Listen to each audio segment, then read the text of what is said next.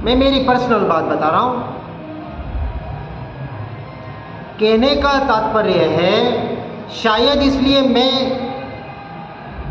कहते हैं यहाँ दो खड़े हो जाते हैं,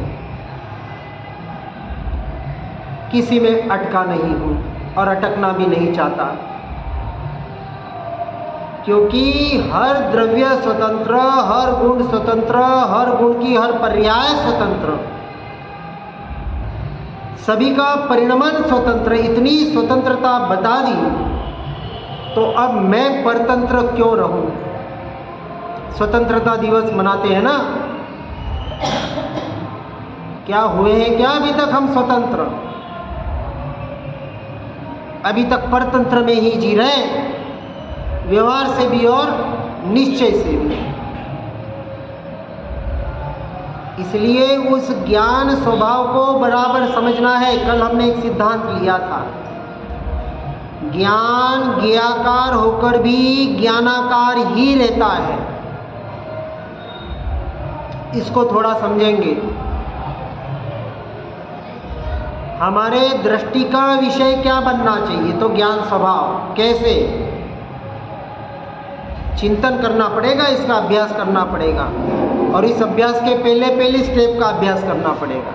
अभी वही नहीं हो पा रहा है पूरा, लेकिन मार्ग तो हम पूरा बताने का, जितना जाना है, समझा है, कर रहे हैं, उतना बताने का जरूर प्रयास करेंगे, जिसकी जिसकी अपनी अपनी योग्यता। अब ज्ञान को ही जान रहा है, इसका निर्णय श्रद्धांग करने के लिए क्या करना? बराबर ना, करना तो यही पड़ेगा, और शाश्वत सत्य यही है, त्रिकाल सत्य है, इसके अलावा कोई सत्य है ही नहीं। इसलिए हमने पहले कहा, मैं पर को जानने वाला नहीं, बिल्कुल हटा दो वहां से। ज्ञान का विषय भले बन रहा हूं 5 इंद्रियों की इन खिड़कियों के द्वारा। ये दरवाजे खिड़कियां हैं, घर में बैठे होते हैं और खिड़की दरवाजे से देखते ना बाहर कौन जा आ रहा है, वैसे इंद्रिय के माध्यम से देख रहे, जान रहे हो कि यहाँ तक ठीक है, यहाँ तक दृष्टि बाहर है,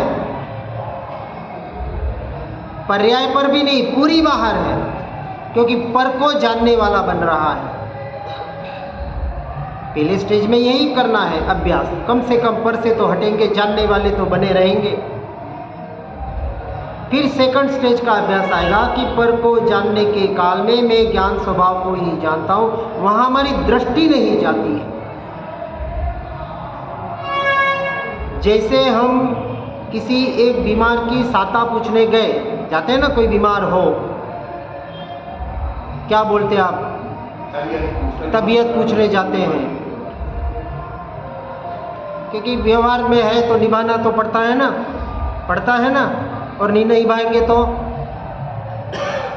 और आपके जाने से उसकी तबीयत अच्छी हो जाती है ना। अरे उन घर वाले को और हम परेशान करते हैं, एक तो बेचारा वो उसकी सेवा कर करके थक जाता है, और आप आए तो आपके लिए दवाई पानी, लेकिन वो जनरली बोलते हैं ना दवा दारू,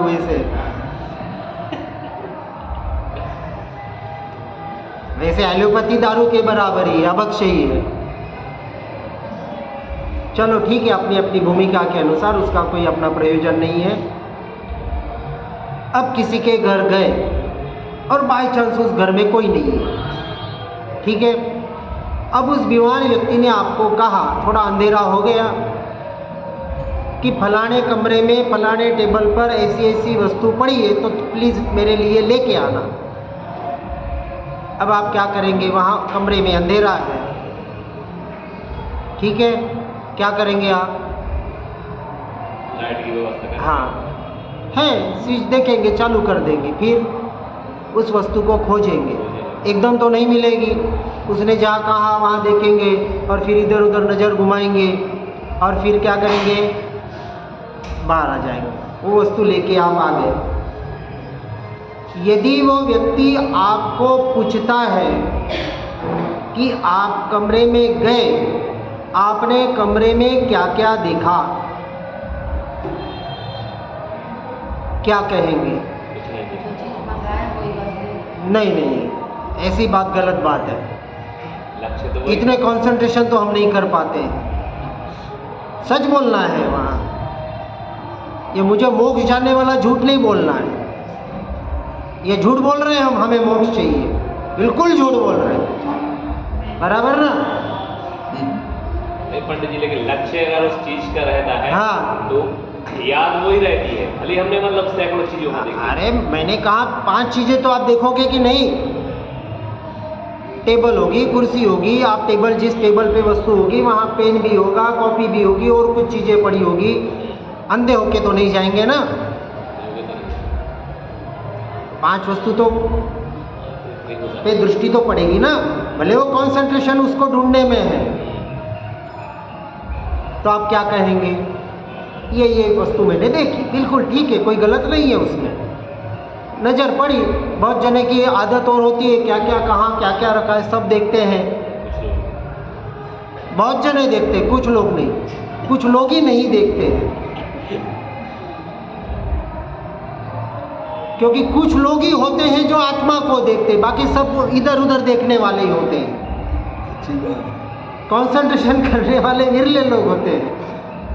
जैसे आपने कहा ना कि कंसंट्रेशन उस वस्तु पे होगी, अरे वो वस्तु पे कंसंट्रेशन हो जाता है तो आत्मा कब का मिल जाता। कंसंट्रेशन करते तो मिल जाता ना। अपनी वस्तु अपन ढूंढ नहीं पा रहे।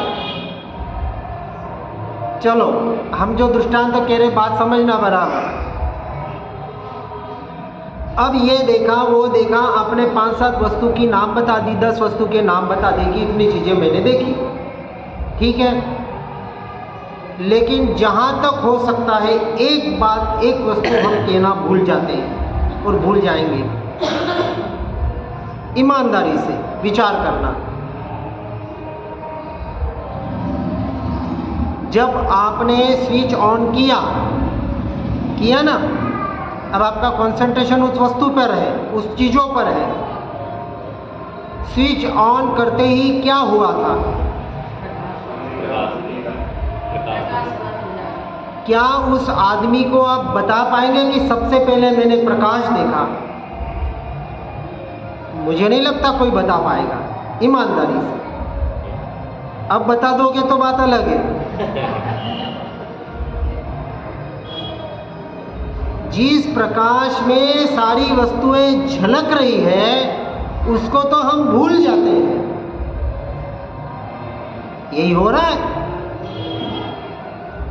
जिस ज्ञान प्रकाश में सारा संसार एक समय में झलकने की ताकत है, ऐसा स्वभाव, केवल ज्ञान स्वभाव सत्ता में पड़ा है। किसके? हाँ, अब आत्मा मत बोलना। मेरे सत्ता में पड़ा है। अभी तक स्वयं की महिमा नहीं ले पा रहे हम, दूसरों की महिमा आ रही है, परमात्मा की महिमा आ रही। अरे उनके ज्ञान में झलक रहा है तो मेरे ज्ञान में भी कब झलकेगा? और झलकेगा तो भी मैं एक समय के लिए भी उसको देखने नहीं जाऊंगा। ऐसा तत्व का निर्णय, वो दृष्टि का विषय जब तक नहीं बनेगा। कौन? यह चैतन्य प्रकाश, जिस प्रकाश में सब कुछ झलक रहा है।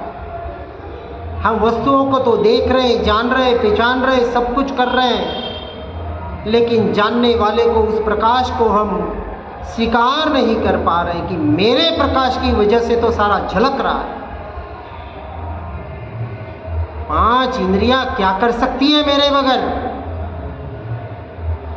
ये जो जानना पर का भी हो रहा है, वास्तविक हो नहीं रहा है। ये जो ज्ञान में झलक रहा है, लेकिन जीव अज्ञान वजह से, इस मिथ्यात्व की वजह से जो झलक रहा है उसी को अपना मान बैठा है। देखो आईने में वस्तुएं झलकती है। हम जब चेहरा अपने आप को आईने में देखते हैं,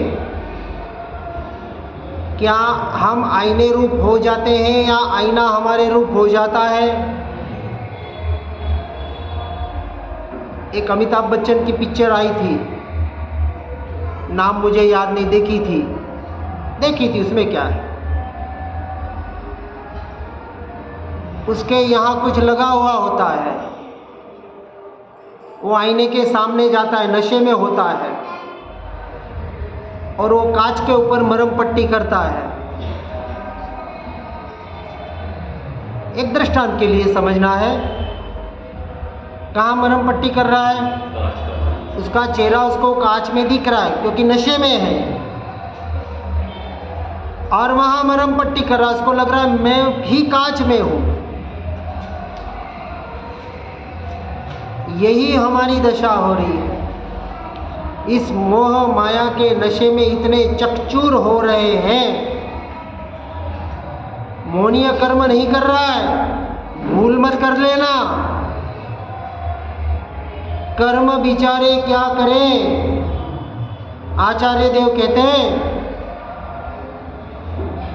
भावलिंगी संतों की वाणी है, कर्मों को बिचारा कर दिया। हम दोषारोपण कर रहे कर्मों पर, क्या करें, अंतराय कर्म है, वेदनीय कर्म का उदय है, साता कानी असाता कानी, इसका नहीं उसका न, का करें? अरे पुरुषार्थ करो और का करें? देखो, इस भव में जिस जीव के साथ जो जो हो रहा है, वास्तविक जीव के साथ तो कुछ होता नहीं है। जो भी होता है मन वचन काया के साथ होता है, वो उसके कर्म के उदय से हो रहा है। ठीक है ना?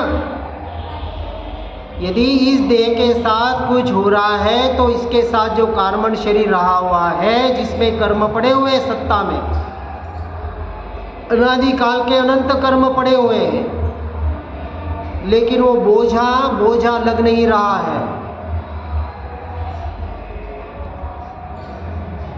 उस कर्म के उदय से जो जो परिणाम हो रहे हैं, वैसे वैसे इस देह के साथ मन वचन काया के साथ घटित हो रहा है, और जीव उसे अपना मानने की वजह से दुखी है नहीं है, जबरदस्ती हो रहा है। क्योंकि आत्मा तो त्रिकाल सुख सुख सुख सुख सुख स्वरूप ही था, है, और अनंत काल तक सुख स्वरूप ही रहेगा। दुख का अंश मात्र भी उस आत्मा को छू नहीं सकता, आत्मा प्रदेशों को। अरे छू ही नहीं सकता तो वो दुखी होवे आत्मा, ये तीनों काल में तीनों लोक में बन नहीं सकता। लेकिन अपने आप को बाहर से सुख से अनुकूलता से सुखी मान रहा है, और बाहर के प्रतिकूलता से पाप के उदय से अपने आप को दुखी मान रहा है, हो नहीं रहा है नहीं। ये मान्यता का नाम तो मिथ्यात्व है, और इस मिथ्यात्व को जब तक नहीं तोड़ोगे तब तक सम्यक दर्शन कैसे प्रकट होगा? बहुत गहरा चिंतन है, चिंतन को समझना पड़ेगा। अब देखो, एक दृष्टांत से समझाते हैं। क्या है ये? मंदिर विधि की पुस्तक। क्या दिख रहा है? वेदी दिख रही है। हाँ, वेदी दिख रही है। और क्या दिख रहा है? शब्द दिख रहे हैं। और क्या दिख रहा है? कलर। और क्या दिख रहा है? और क्या दिख रहा है? कागज। और क्या दिख रहा है? आपका हाथ। हाँ, आपका हाथ। और क्या दिख रहा है? हाँ, और क्या दिख रहा है? और क्या? अभी तक मेरा उत्तर नहीं मिल पा रहा है।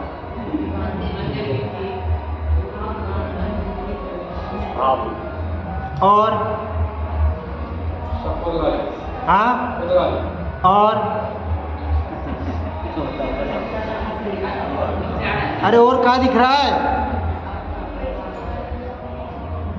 जिसको देखना है वही देख नहीं पा रहे।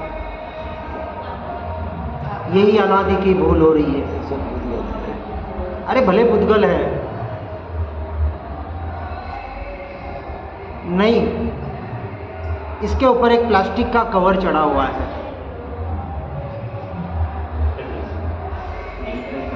है ना?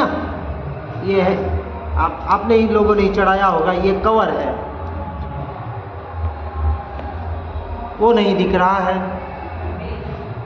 क्यों नहीं दिख रहा है ना, चमक रहा है ना। एक में है, एक में कहाँ है, बिल्कुल भिन्न है। यही हो रहा है हमारे साथ। अब देखो, ज्ञान ज्ञाकार होकर भी ज्ञानाकार रहता है, इस दृष्टांत को इससे समझेंगे। ये बात कैसे करी आपने कि हमारे साथ ऐसा हो रहा है, कि हमारे साथ व्यवहार की अपेक्षा से समझने वाले को समझना है। जीव के साथ ही हो रहा है, उद्गल के साथ तो कुछ हो ही नहीं रहा है। ये भ्रांति हमारे यानी जीव के साथ ही तो हो रही है। जीव ही तो भ्रांति में पड़ा हुआ है, उद्गल थोड़ी पड़ा हुआ है। उद्गल तो परफेक्ट 100% अपना काम बराबर कर रहा है, एक अंश भी उसकी भूल नहीं है कहीं भी। प्रकृति का नियम है, इसलिए वस्तु सहावो धम्मो कहा कि कोई भी वस्तु अपने स्वभाव को तीनों लोक में, तीनों काल में कभी छोड़ती नहीं, छोड़ सकती नहीं। ये नियम है शाश्वत, और इसी को हम भूले हुए हैं। वापस हम यानी यहाँ आत्मा ही है।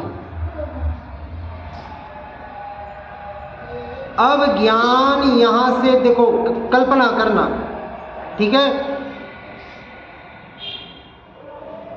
ये आँख से आपने, अब यहाँ आपने यानी शरीर में, बराबर ना। अब बराबर समझना, आँख से आपने इस शरीर को देखा, उस आँख ने इस शरीर को देखा, देखा ना। अब क्या हुआ, ये तो एक उद्गल की क्रिया हुई। अब आत्मा पे घटित करेंगे। आत्मा ने उन आँखों के द्वारा इस शरीर को जाना। जानने का काम कौन कर रहा है?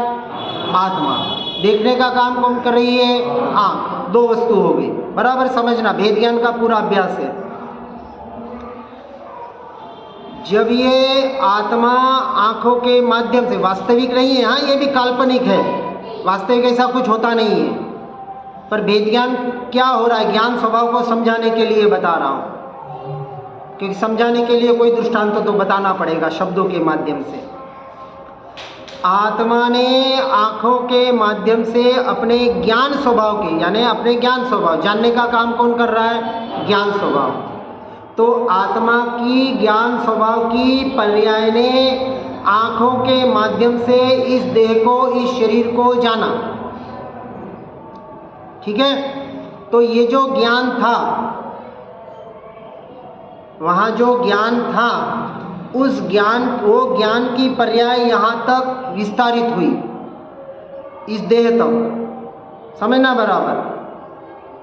जब वो ज्ञान की पर्याय वहाँ से यहाँ तक विस्तारित हुई, किसकी पर्याय?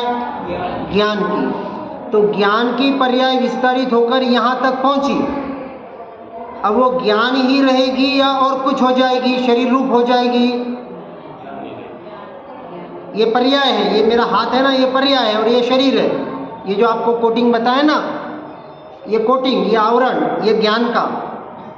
तो ज्ञान की पर्याय यहाँ तक पहुँची, लेकिन ज्ञानमय ही रही, ठीक है ना। ज्ञान अपनी जगह रहकर सब जानता है, कहीं जानने के लिए उसको बाहर नहीं जाना पड़ता।